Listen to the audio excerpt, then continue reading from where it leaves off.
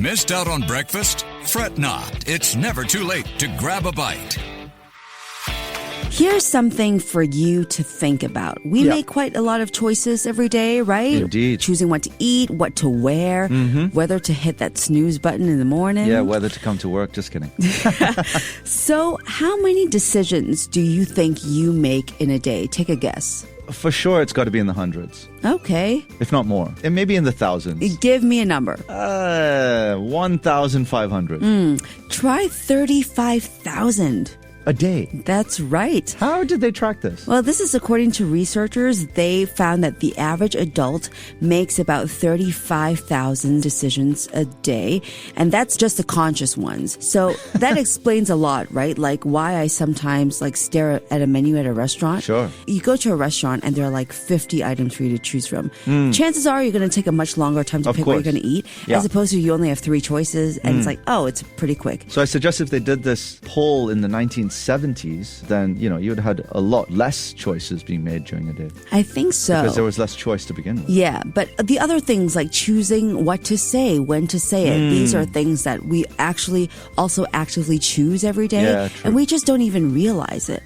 So when you have that feeling where there's so many options, you're completely unable to decide, there's a name to that feeling. It's called choice overload. Oh, goodness. Or decision paralysis. Oh, dear. Yeah, sounds serious, right? Yeah. And it's a real thing. According to behavioral science experts, when we're bombarded with choices, we start first by second-guessing ourselves.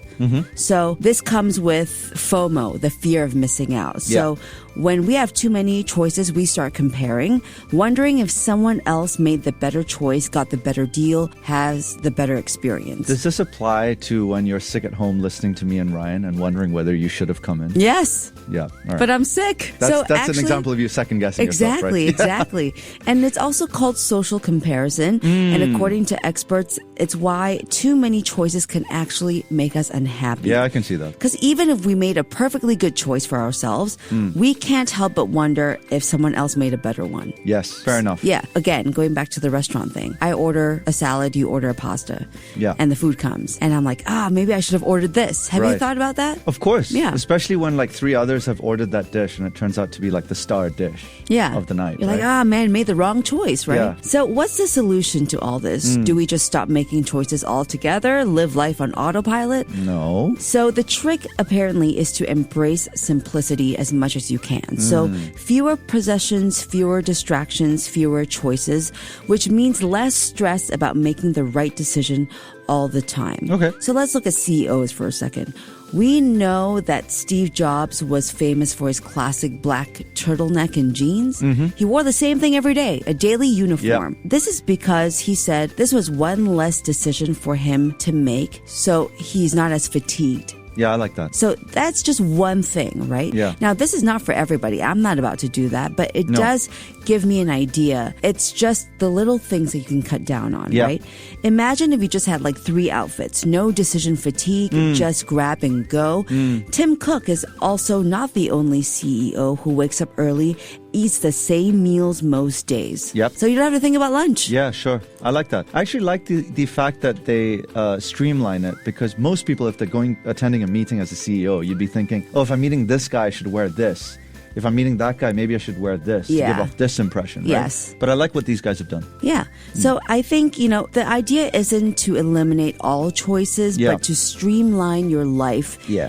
In ways that you can, so you have enough options to be happy without getting overwhelmed. So if your life is just jam-packed with decisions every minute of every day, streamlining and automating some of your baser choices isn't such a bad idea. Yeah, I like that. You have kids, so my question is, do your kids make a lot of choices when you watch them? Actually, now that they're older, they do make more choices. Before, I would just choose whatever they were going to wear. Right. And now my older son would be like, I'm going to wear the shirt with the sharks today. And I'm like, great, perfect, go get it. So you find yourself making fewer choices for your kids as they get older? Yes. Because they have more agency for themselves? Yes. Right. But of course, I think for the big decisions, of course, my husband and I still makes them, but it's the little Schools things and that what have really, you, that really do help.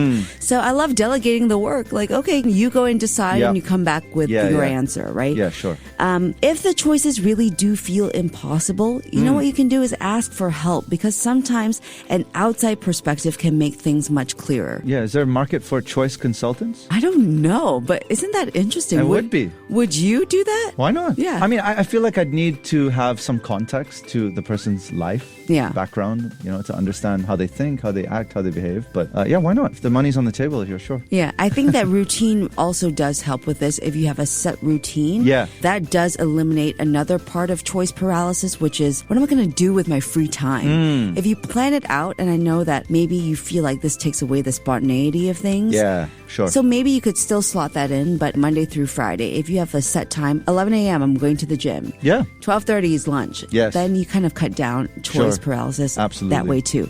So to sum it up, more choices don't always mean more happiness. So if you find yourself feeling overwhelmed, try simplifying things, trust your instincts, and if all else fails, just flip a coin and decisions made. Yep, we're choosing to end this segment right now.